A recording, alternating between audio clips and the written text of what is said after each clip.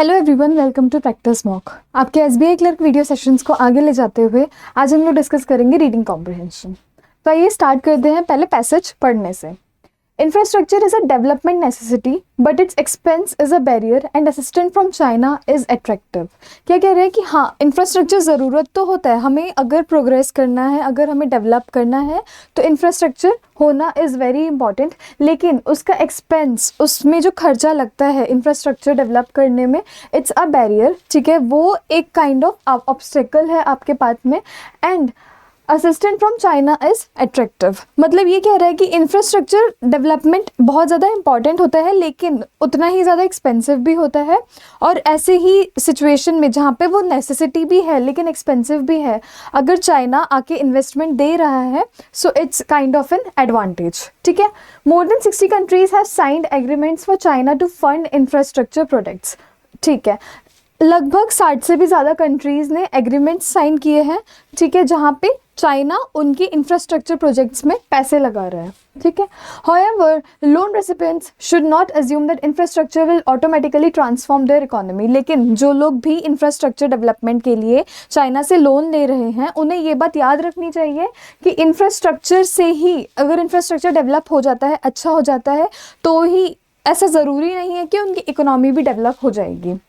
Projects can drain resources and often provide little benefit to greater society. जो infrastructure projects होते हैं उनमें resources तो काफ़ी ज़्यादा लग जाते हैं, लेकिन उनका जो एडवांटेज होता है, जिस तरीके से वो लोगों की इकोनॉमी की, कंट्री की डेवलपमेंट में कंट्रीब्यूट करते हैं, वो काफ़ी कम होता है उनका contribution. Attracting a belt and road initiative project में grab headlines but it is no panacea. ठीक है, हमारा जो ये बेल्ट और रोड इनिशिएटिव है, इसको belt and road initiative China का ही एक इनिशिएटिव है, ये बहुत ज़्यादा अट्रैक्टिव भी लगता है और हर जगह इसकी चर्चा हो रही है, लेकिन इट्स नॉट अ पैनिकिया, मतलब it's not a cure to all the problems. सारी प्रॉब्लम्स उससे सॉल्व नहीं हो सकती।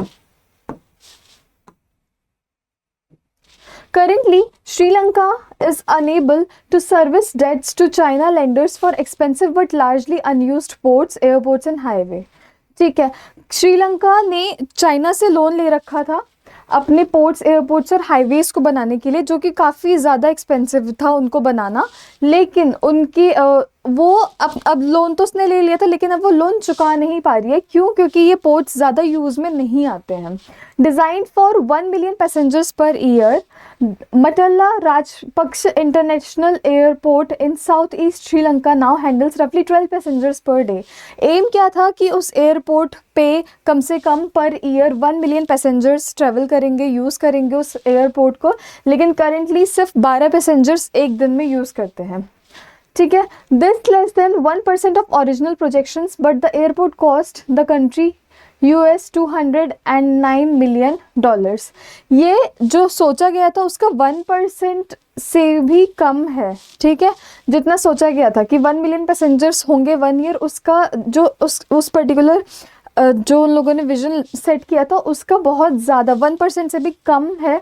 एंड लेकिन जो प्रोजेक्ट है उसने कंट्री को कितना कॉस्ट किया है? $209 million. As infrastructure benefits failed to materialize, Sri Lanka's external debt ballooned from $10 billion in 2006 to $25 billion in 2016, much of it owed to China।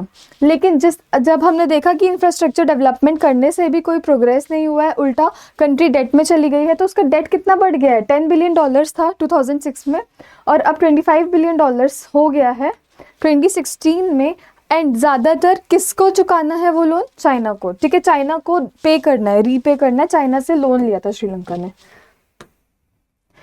Fiscal pressure prompted Sri Lanka's government to sell 70% of Hambantota port, located on the country's southern coast, to a Chinese state-owned port operator in July 2017। अब इस तरीके का जो financial burden Sri Lanka पे आ गया है, उसकी वजह से उसने क्या किया, एक हम्बनटोटा पोर्ट है वहाँ पे, 70% उसका पार्ट सेल कर दिया है एक चाइनीज़ कंपनी को ही, एक चाइनीज़ पोर्ट ऑपरेटर को ही, जुलाई 2017 में। In 2015, Ghana refused a second tranche of loans from Chinese governments for another energy project because of lack of absorptive capacity of country to manage such high capital inflows. घाना में भी कहीं ना कहीं investment हुआ ही होगा, तो जो सेकेंड चीज़ थी, सेकेंड जो चांस था लोन लेने का या सेकेंड जो बारी थी लोन लेने की चाइनीज़ गवर्नमेंट से, उसके लिए घाना ने मना कर दिया क्योंकि इट वाज लाइक कि अब हम इतना ज़्यादा डेट में नहीं आ सकते और ज़्यादा लोन नहीं दे सकते because we are unable to repay. Recipient countries must weigh economic benefits with fiscal sustainability in deciding whether to collaborate with foreign partners on infrastructure. जो countries लोन ले लेती हैं उन्हें देखना चाहिए कि क्या एक्चुअल में जो इंफ्रास्ट्रक्चर प्रोजेक्ट्स में वो पैसा लगा रहे हो उनके इकोनॉमिक उन्हें बेनिफिट्स उन्हें मिलेंगे. ठीक है, फिजिकल सस्टेनेबिलिटी होगी, मतलब आगे जाकर उस जो भी उन लोगों ने पैसा लगाया है किसी पर्टिकुलर प्रोजेक्ट पे, इंफ्रास्ट्रक्चर प्रोजेक्ट पे, वो लॉन्ग टर्म में उनके लिए बेनिफिशियल होगा या नहीं होगा. ठीक है, और उसी हिसाब से उन्हें फॉरेन पार्टनर्स के साथ कोलैबोरेट करना चाहिए, specially when it comes to infrastructure projects. ठीक है, तो ऑल इन ऑल आपका पैसेज यही कह रहा था कि इंफ्रास्ट्रक्चर बहुत ज़्यादा ज़रूरी होता है लेकिन साथ ही एक्सपेंसिव होता है. तो जब भी हम इंफ्रास्ट्रक्चर प्रोजेक्ट में डेवलपमेंट को डेवलप करना चाहते हैं, इंफ्रास्ट्रक्चर प्रोजेक्ट में पैसे डालना चाहते हैं, वी शुड बी केयरफुल कि हम कहीं उसमें पैसे डालने के चक्कर में डेवलपमेंट की जगह नुकसान ना हमें मिल जाए. ठीक है, साथ ही साथ अगर हम फॉरेन इन्वेस्टमेंट्स की बात करें तो उस तरीके से करनी चाहिए जो हमें पता हो कि हमारे लिए लॉन्ग टर्म में बेनिफिशियल होंगी, और अगर हम लोग लोन ले रहे हैं तो हम उसे रीपे कर पाएंगे और साइड बाय साइड प्रॉफिट भी मिल पाएगा. ठीक है, पहला question, which of the following statements represent the author's view? Infrastructure development should always be prioritized by developing countries as they have potential to transform their economies. ये कह रहा है कि इंफ्रास्ट्रक्चर डेवलपमेंट प्रोजेक्ट्स जो होते हैं वो डेवलपिंग कंट्रीज़ को लेने चाहिए क्योंकि उनके पास पोटेंशियल होता है इन प्रोजेक्ट्स को यूज़ करके अपनी इकोनॉमीज़ को डेवलप करने का. पहली बात तो अगर आपको याद होगा, हमने कहीं भी डेवलपिंग कंट्रीज़ की बात तो पैसेज में पूरे में की ही नहीं है. ठीक है, हमने बोला ही नहीं है कि किन कंट्रीज़ को इन्वेस्टमेंट लेना चाहिए या फिर इंफ्रास्ट्रक्चर प्रोजेक्ट्स में इन्वेस्ट करना चाहिए. ठीक है, तो पहला ऑप्शन आपका वैसे ही गलत हो गया, तो ए, डी और ई ये तो हट गया. हमारे पास अब दो ही चॉइसेस हैं, बी और सी. इंफ्रास्ट्रक्चर डेवलपमेंट प्रोजेक्ट्स में not always be effective in ensuring the welfare of society. जो हमारे इंफ्रास्ट्रक्चर डेवलपमेंट प्रोजेक्ट्स हैं ज़रूरी नहीं है हमेशा सोसाइटी का उनसे भला हो.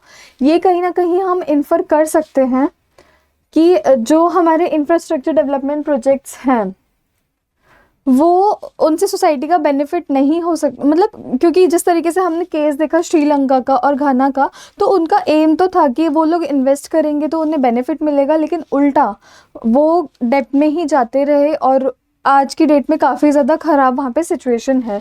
तो ज़रूरी नहीं है कि हमेशा अगर हम इंफ्रास्ट्रक्चर प्रोजेक्ट्स में डेवलपमेंट में इन्वेस्ट कर रहे हैं तो उससे भला ही होगा. तो 2 हो गया है.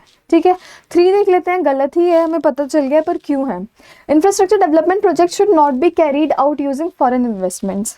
ये कहीं भी एक्सप्लिसिटली मेंशन नहीं है, बच्चे इसमें अटक भी सकते हैं कि जितना हमें समझ आ रहा है यहाँ पे तो हमने यही देखा कि हमने एक फॉरेन पार्टी यानी कि चाइना से इन्वेस्टमेंट लिया था और वो कहीं ना कहीं नुकसानदायक साबित हुआ, तो इससे आप लोग ये लगा सकते हो. बट अगर आप देखोगे तो कहीं भी ये मेंशन नहीं है कि इंफ्रास्ट्रक्चर प्रोजेक्ट्स में हमें इन्वेस्ट नहीं करना चाहिए फॉरेन इन्वेस्टमेंट्स को यूज़ करके. ठीक है, और ये अगर आपको और क्लैरिटी चाहिए तो अगर लास्ट लाइन अगर आप देखोगे यहाँ पे लिखा हुआ है कि रेसिपिएंट कंट्रीज़ को देखना चाहिए, बहुत अच्छे से नाप तोल के देखना चाहिए कि उन्हें फॉरेन पार्टनर्स के साथ में इंफ्रास्ट्रक्चर प्रोजेक्ट्स में डेवलप करने में इन्वेस्ट करने से फिजिकल सस्टेनेबिलिटी और इकोनॉमिक बेनिफिट्स मिल रहे हैं या नहीं, और उसको एनालाइज करने के बाद ही उनसे फॉरेन इन्वेस्टमेंट्स के लिए या फिर उनके साथ कोलैबोरेट करके इन्वेस्टमेंट करना चाहिए. ठीक है, देखना चाहिए कि उन्हें इकोनॉमिक बेनिफिट्स मिल रहा है और लॉन्ग टर्म में फिजिकल सस्टेनेबिलिटी मतलब क्या हुआ कि जो फाइनेंशियल जो भी इन्वेस्टमेंट्स हो रहा है वो सस्टेनेबल है, लॉन्ग टर्म में उनके लिए बेनिफिशियल है, ये सब चीज़ें माप तोल के ही उन्हें फॉरेन इन्वेस्टमेंट्स लेनी चाहिए। तो ये कहीं ना कहीं हमें ये सजेस्ट कर रहा है, ये सजेस्ट नहीं कर रहा कि फॉरेन इन्वेस्टमेंट्स को ऑल इन ऑल हमें लगाना ही नहीं चाहिए या फॉरेन इन्वेस्टमेंट्स करना ही नहीं चाहिए इंफ्रास्ट्रक्चर प्रोजेक्ट्स में। ये देखना चाहिए कि फॉरेन इन्वेस्टमेंट्स या फॉरेन असिस्टेंस की हेल्प से वो इंफ्रास्ट्रक्चर प्रोजेक्ट हमें लॉन्ग टर्म में बेनिफिट्स देगा, इकोनॉमी के लिए बेनिफिशियल होगा या नहीं, और पूरा अच्छे से एनालाइज करने के बाद ही करना चाहिए। तो 3 आपका इनकरेक्ट हो जाएगा, ठीक है। तो थोड़ा सा इस चीज़ को हमें देखना होता है कि क्या कह रहे हैं, बहुत छोटी छोटी बारीक बारीक चीज़ों की वजह से हम लोग नहीं समझ पाते हैं। Which of the following statements can be inferred from the passage? The economic benefits of Matal Rajpaksa International Airport in Southeast Sri Lanka were vastly overstated. ठीक है, हमने बोला था यहाँ पे कि पहले उनका क्या था, उनका एम क्या था इन्वेस्ट करने का, कि उन्हें 1 मिलियन पैसेंजर्स पर ईयर चाहिए, लेकिन आज की डेट में सिर्फ 12 पैसेंजर्स पर डे आ रहे हैं, ठीक है।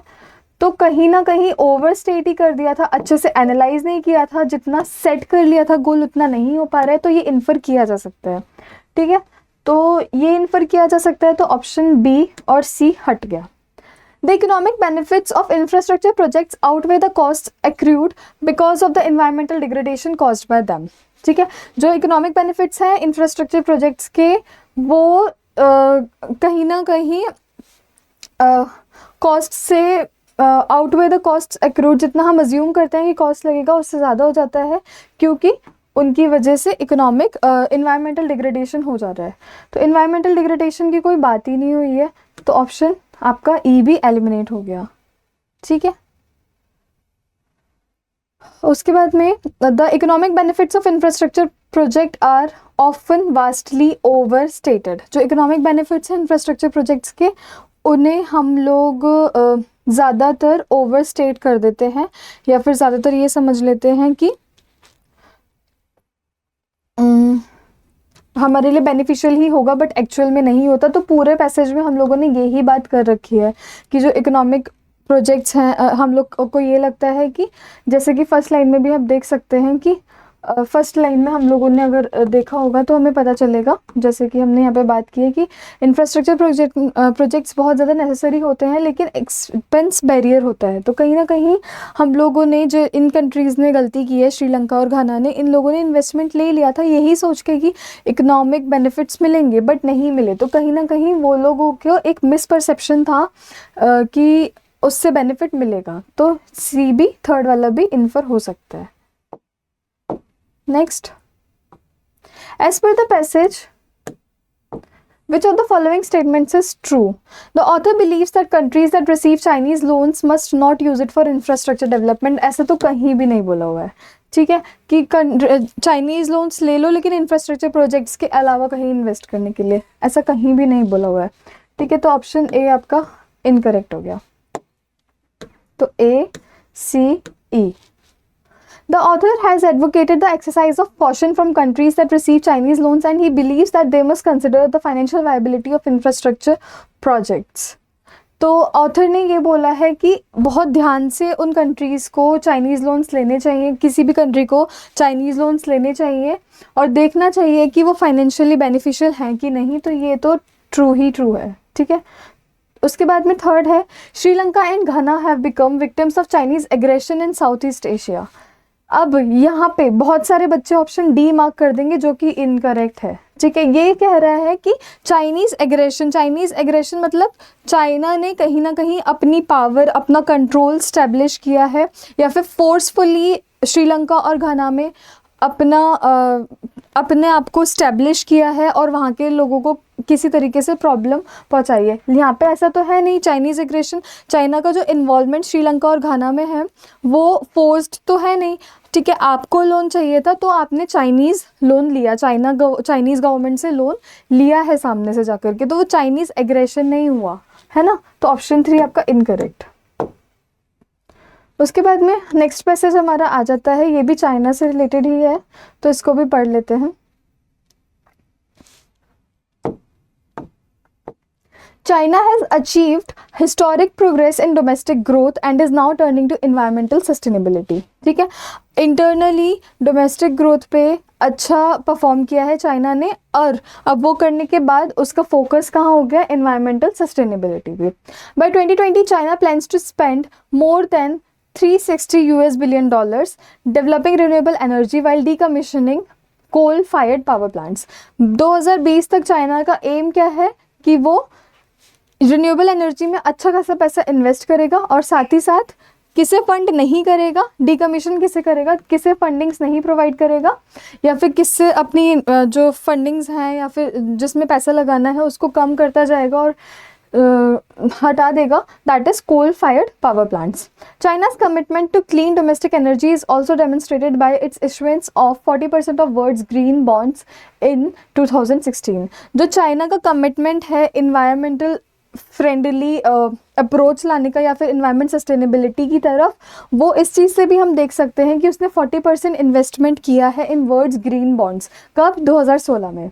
Eight the outset of the belt and road initiative China can use its growing experience transitioning from unsustainable to green energy sources. ठीक है, बेल्ट एंड रोड इनिशिएटिव जब इम्प्लीमेंट होता है, ठीक है, तो चाइना अपने एक्सपीरियंस को यूज़ करके जो उसके अनसस्टेनेबल रिसोर्सेज थे, एनर्जी सोर्सेज थे, उनको चेंज करके रिन्यूएबल एनर्जी सोर्सेज पे जा सकता है।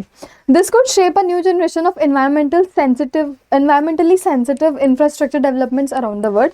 और इसकी वजह से क्या होगा कि हमें ये पता चलेगा कि इंफ्रास्ट्रक्चर डेवलपमेंट को हम किस तरीके से, और कहीं ना कहीं एक नई शुरुआत हो जाएगी जहाँ पे हम इंफ्रास्ट्रक्चर प्रोजेक्ट्स में रिन्यूएबल एनर्जी का या फिर रिन्यूएबल एनर्जी का, इन्वायरमेंटल फ्रेंडली एनर्जी का यूज़ कर सकते हैं। ठीक है, China and collaborating countries must consider all risks associated with infrastructure projects. China और उसके साथ जितनी भी कंट्रीज़ कोलैबोरेट कर रही हैं उन्हें देखना होगा कि क्या क्या रिस्क्स हैं इंफ्रास्ट्रक्चर प्रोजेक्ट्स के साथ में।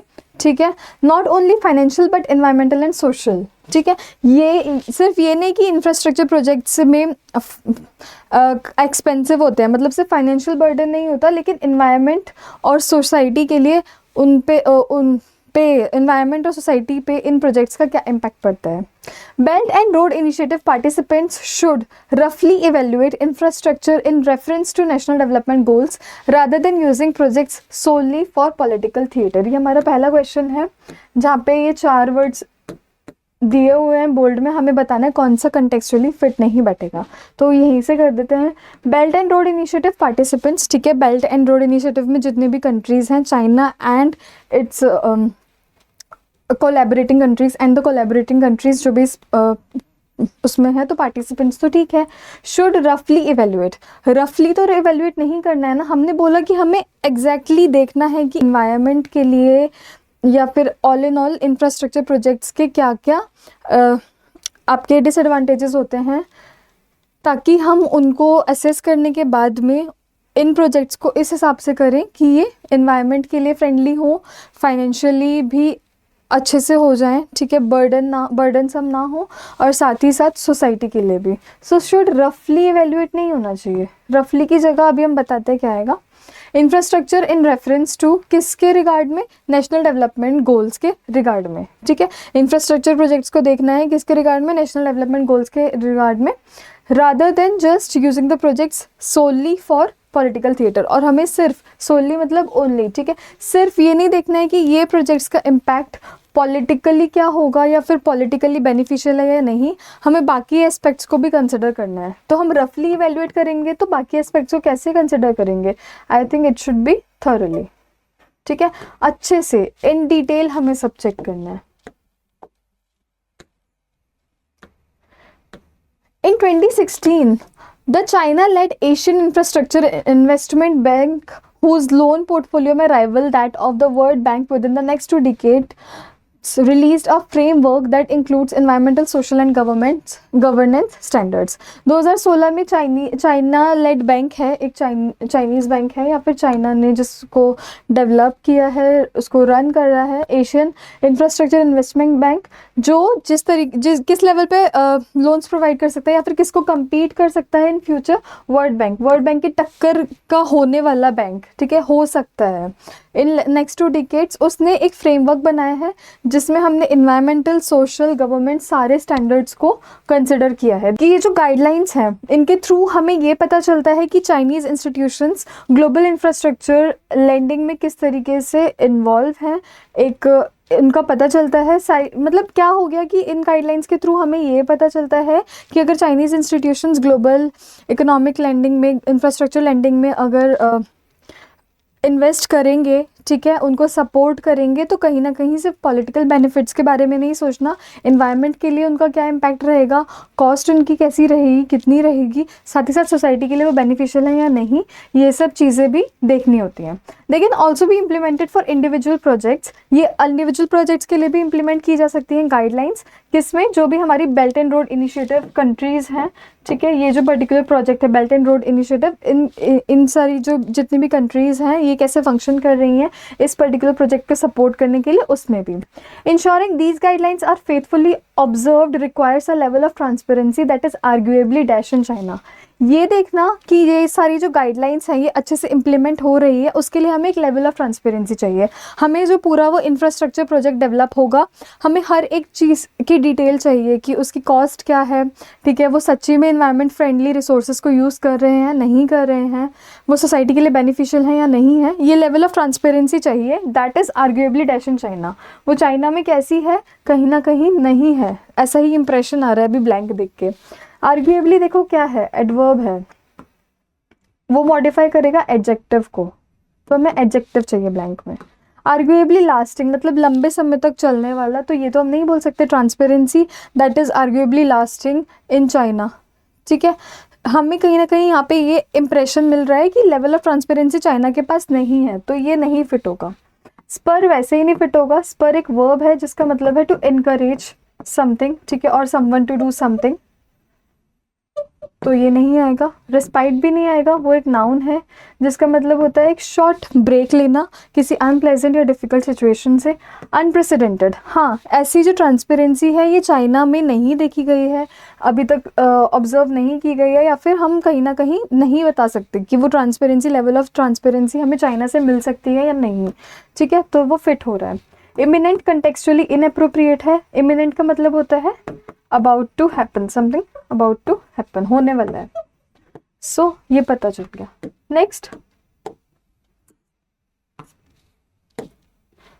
The Belt and Road Initiative represents an opportunity to internationalize the Chinese model of state-led economic growth supported by massive infrastructure rollouts। जो ये बेल्ट एंड रोड इनिशिएटिव्स है ये हमें एक अपॉर्चुनिटी देता है ये देखने का कि जो चाइनीज़ मॉडल है इकोनॉमिक ग्रोथ का वो इंटरनेशनल लेवल पे कैसे इम्प्लीमेंट होता है, कैसे वर्क करता है, और ये देखना है इन जो इकोनॉमिक ग्रोथ है इंफ्रास्ट्रक्चर प्रोजेक्ट्स की वजह से जो हुई है चाइना में, या चाइनीज़ जो मॉडल है उसके थ्रू वो इंटरनेशनल लेवल पे कैसे हो पाती है या नहीं हो पाती है। With prudent strategy and thorough monitoring, ठीक है, एक अच्छी वाइज स्ट्रेटजी और अच्छी डिटेल्ड मॉनिटरिंग की वजह की हेल्प से द इनिशिएटिव कुड हेराल्डेड, कुड हेराल्डेड नहीं आएगा, ठीक है, कुड के बाद में बेस फॉर्म वर्ब आता है, तो कुड हेराल्ड, ऑप्शन क्यू में एरर है, ठीक है। अ departure from decades of unsustainable and failed in global infrastructure development. हमें एक अच्छी स्ट्रेटेजी चाहिए, थॉरो, बहुत ज़्यादा डिटेल में हमें मॉनिटर करना है, ठीक है, ऑब्जर्व करना है कि द इनिशिएटिव की वजह से हम लोगों को जो अब तक का इंफ्रास्ट्रक्चर, ग्लोबल इंफ्रास्ट्रक्चर डेवलपमेंट अब तक जो फेल होता रहा है, जो सारे प्रोजेक्ट्स फेल होते रहे हैं, वो ये इनिशिएटिव की वजह से अच्छे बनाए जा सकते हैं या नहीं, कहीं ना कहीं ग्लोबल इंफ्रास्ट्रक्चर डेवलपमेंट में इस इनिशिएटिव की वजह से प्रोग्रेस लाई जा सकती है या नहीं, ये हमें देखना है, ठीक है। Which of the following statements from the passage highlights China's proactive approach towards environment sustainability? ठीक है, इन्वायरमेंट सस्टेनेबिलिटी के लिए चाइना ने क्या क्या रोल प्ले किया है या क्या क्या उसके इनिशिएटिव्स रहे हैं। By 2020 China plans to spend more than $360 billion in developing renewable energy and decommissioning coal power plants, ये है, बिल्कुल है। चाइना's commitment to clean domestic energy also demonstrated by issuance of 40% of world green bonds, ये भी बिल्कुल है, ठीक है। In 2016, the China-led Asian Infrastructure Investment Bank, whose loan portfolio may rival that of World Bank within the next 2 decades, released a framework that includes environmental, social and governance standards. ठीक है, हमने यहाँ पे बोला है कि चाइना लेड जो China operate कर रहा है जिस पर्टिकुलर बैंक को, उसका लोन पोर्टफोलियो वर्ल्ड बैंक को compete कर सकता है नेक्स्ट 2 डिकेड्स में. उसने एक फ्रेमवर्क दिया है जिसमें हमने इन्वायरमेंटल जो इंफ्रास्ट्रक्चर प्रोजेक्ट्स होते हैं उनके सारे एस्पेक्ट्स को कंसिडर किया हुआ है. ठीक है, तो ये फ्रेमवर्क जो दिया है इसमें हमने बाकी एस्पेक्ट्स को भी कंसिडर किया हुआ है. ठीक है, तो सिर्फ इन्वायरमेंट के लिए उसने क्या रोल प्ले किया है, ठीक है, इन्वायरमेंट सस्टेनेबिलिटी के लिए, वो इस पॉइंट से क्लियर नहीं हो रहा है.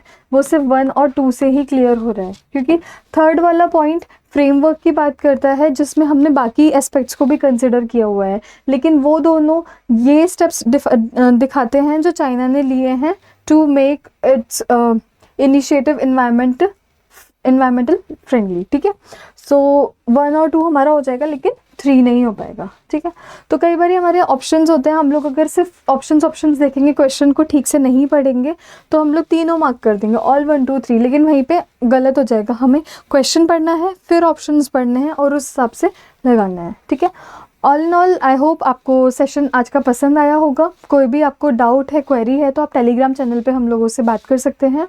आपकी सारी क्वेरीज़ को सॉल्व किया जाएगा. Thank you.